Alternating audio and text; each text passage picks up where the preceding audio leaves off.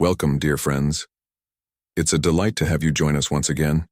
Today we unravel a tale brimming with mystery and allure, promising to captivate your imagination. So, let's set forth on this journey together. Chris Ethan, is that correct? A slip, but I recovered swiftly, maintaining my smooth exchange with Nathan, the ever-charming bartender. 3 years of self-imposed exile, and here I was, 6 months back in Texas. How had she tracked me down? More importantly, why now? Feigning indifference, I sipped my drink, though my pulse betrayed the tension bubbling beneath my calm exterior. Just as I prepared to deliver the punchline to my tale, a firm hand rested on my shoulder. Mr. Ethan, allow me to introduce myself. I'm Mason Carter. I was sent to find you. I raised an eyebrow at Nathan, tilting my head playfully. Oh, Mason, are you sure you want to keep that hand there? His touch vanished, uncertainty flickering in his eyes. I turned back to Nathan with a smirk. He chuckled, popped open another Shiner Bock and slid it my way. On the house, he quipped before strolling to the other end of the bar, his laughter lingering in the air. Mr. Ethan, we have pressing matters to discuss. Mason pressed. I sighed, cutting him off. That name means nothing to me. Unless you're here for a custom welding commission, I suggest we end this conversation. Mr. Haar. He barely finished before hitting the floor, courtesy of a well-placed strike, tossing a crisp 20 on the counter. I flexed my fingers, shot Nathan a wink, and rose to leave. Mr. Ethan, you're quite the elusive man. Mason groaned as he struggled to his feet. I have no intention of chasing you again. My gaze flicked to the taser in his grasp. A curious choice for Texas. Even as he wiped a smear of blood from his lip, he remained composed. I appreciate directness, so take a seat. Let's talk, he said. Nathan stepped closer, his concern evident. A flick of my wrist dismissed him. All good, my friend, but I appreciate the gesture. He hesitated, then nodded, casting Mason a measured look before retreating. I leaned in slightly, amusement playing at the edges of my expression. Tell me, have we met before? Mason scoffed. Your manners could use some refinement. I chuckled. In that case, call me Muhammad, and perhaps you'd like to share your name and the reason for this little quest. A slow smirk crept onto his face. Very well, Muhammad. Nathan, 2 beers. Put them on Mason's tab. Settling into a nearby booth, I gestured for him to continue. So, enlighten me. Who is this Ethan fellow and why does he matter to you? Mason exhaled, settling into his role. Evan Ethan, a respected and wealthy man from Amelia. He disappeared 3 years ago, leaving behind his wife, Edith, and their daughter, Clara, now 23. I've been hired to locate him. I leaned, back feigning deep thought. 3 years, you say? And now you come searching? What's that got to do with me? Mason's jaw tightened. I'm here on behalf of the state. You, Evan Ethan, are required to return to the Amelia County Sheriff's Office to address charges of fraud and abandonment. I let out a low, amused laugh. An entertaining story, Mason, but tell me, since when did walking away from a stale marriage become a crime in Texas? Under the table, my fingers grazed the grip of my Glock, a familiar thrill coursing through me. He should have been more attentive. As realization dawned, his face paled. Let me share a story, Mason. A dear friend once told it to me. Are you listening? Good. How about another round? And maybe some wings. Nathan, my friend, our guest here seems to have an expense account. Nathan smirked, already prepping the order. Once upon a time, I knew a man named Evan. He was married to a woman named Edith. Together, they had a daughter, Clara, a picture-perfect family, or so it seemed. Mason leaned in, intrigued despite himself. Go on. I swirled my drink, watching the amber liquid catch the light. It all unraveled on Edith's 50th birthday. He had spent months finding the perfect gifts, hoping to make her feel special. But when she unwrapped them, for a fleeting moment, disappointment crossed her face. A moment later, she masked it, but he saw through the act. Mason listened intently as I continued. He asked her to be honest. She was. It's not that they aren't nice, she had said, but they're not what I imagined for such a milestone. The words lingered, sharp and final. I drained the last of my beer, my voice softening. That night they drove home in silence. That night he realized their love had withered beyond repair. And that night, he began plotting his escape. Mason's expression darkened. "And what happened then?" I chuckled, leaning back. "Well, Mason, that depends. Are you here to play the hero, or are you simply another piece in this ever-unfolding puzzle?" His silence spoke volumes. Nathan returned with our drinks and wings, setting them down with a knowing grin. "Enjoy, gentlemen." I raised my glass in a silent toast. "To fresh starts, Mason. Now, tell me, what happens next?"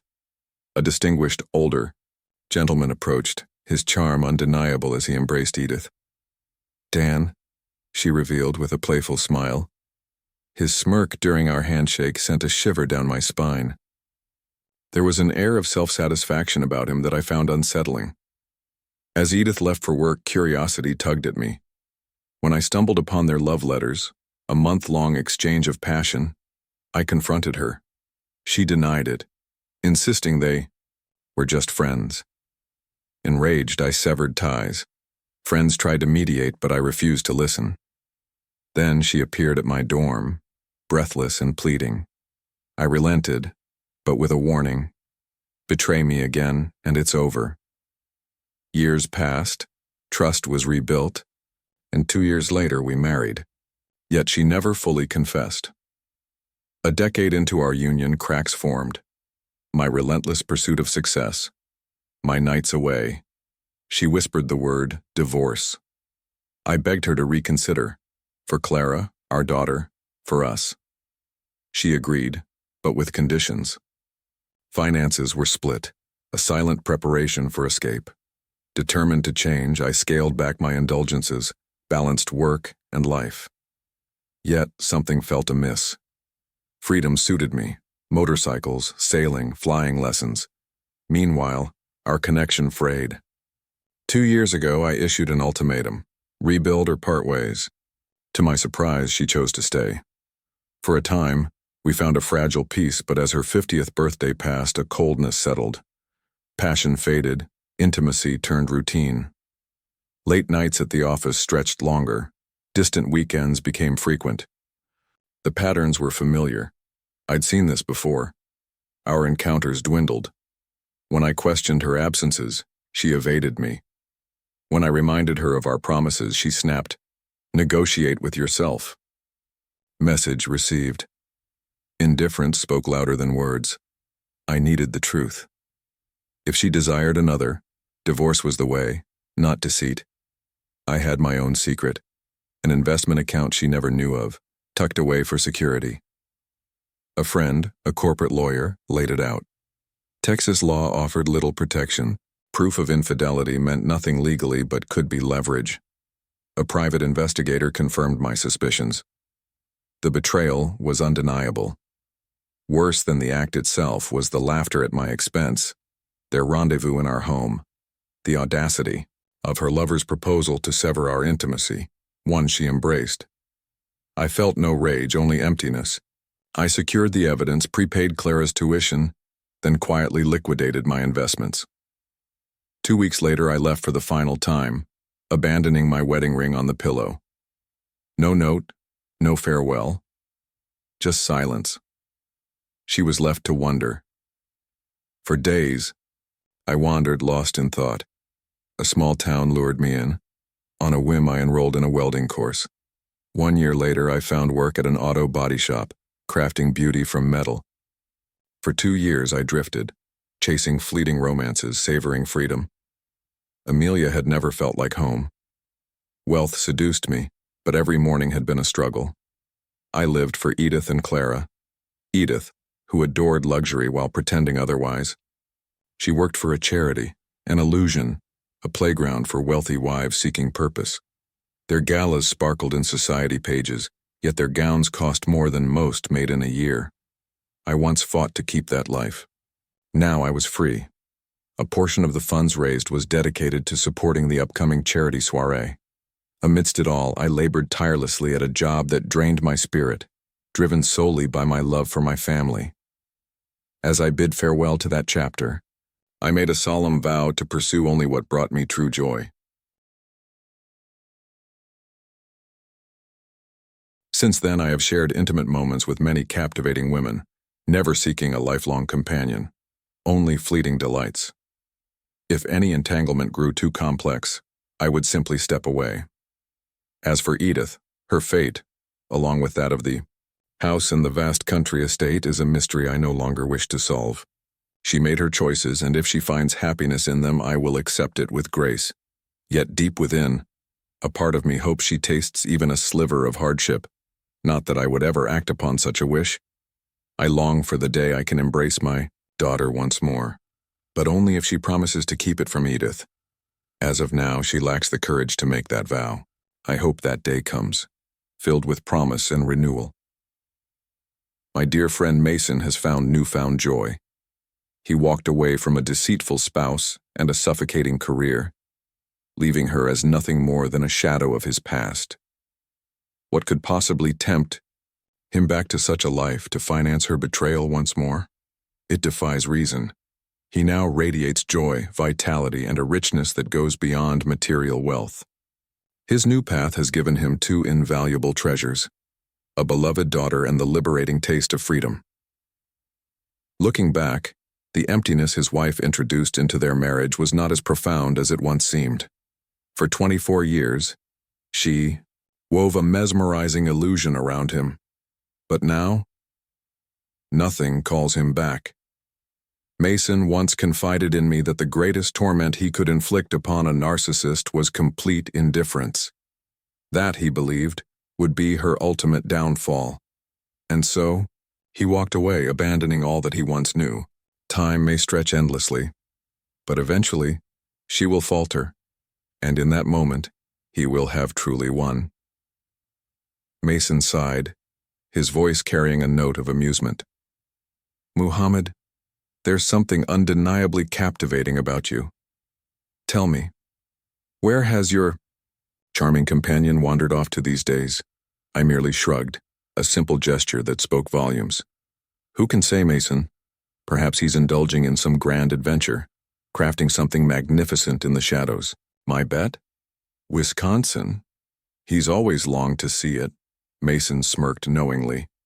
Tell me, why hasn't your friend's wife sought a divorce on the grounds of abandonment? Surely that would grant her control over the assets she desires. A chuckle escaped my lips. But there were no treasures left. She tried to have him declared dead before anything else, but by then, she had already forfeited the house, the grand estate, and her position. In the end, she was left empty-handed. A seasoned couple acquired the family home, while the country estate was taken over by an enigmatic firm called Nova Enterprises, specializing in metalwork consulting. When her secret affair with a married colleague was exposed, she lost her job as well. Mason let out a low, appreciative whistle. A cruel irony indeed. With a flourish, he placed $40 on the table, rose to his feet, and extended a hand with an inviting smile. Shall we part without lingering regrets? Not a chance, I replied, a smirk playing on my lips. But do be mindful of the hearts you stir. You're fortunate to have my patience. He chuckled softly, taking a few steps forward before pausing, mischief glinting in his eyes. Without looking back, he murmured, Muhammad, for all that it may imply, Edith's heart still belongs to him. She regrets, she longs, but her indulgences have left her in a precarious state. I scoffed lightly, amusement lacing my tone. Women like her do not heed the whispers of love. They take, they devour. If she were truly remorseful, she would reflect on the pain she caused her daughter and the man she betrayed. Her regret is not for love lost, but for the fortune that slipped through her fingers. He was always too good for her. Mason turned, his gaze meeting mine with quiet understanding. My dear Evan. A slow smile spread across my face. Indeed, my dear Bob. In the winter, Wisconsin transforms into a frosty wonderland, the crisp air, whispering secrets of romance and intrigue. Alice and Clara has always been enchanted by that place. Perhaps Nova Enterprises should find a new home in Everett. Thank you, Bob. Perhaps they will. To my dear listeners, I eagerly await your thoughts. Share your musings in the comments and remember to show your love by liking, sharing, and subscribing.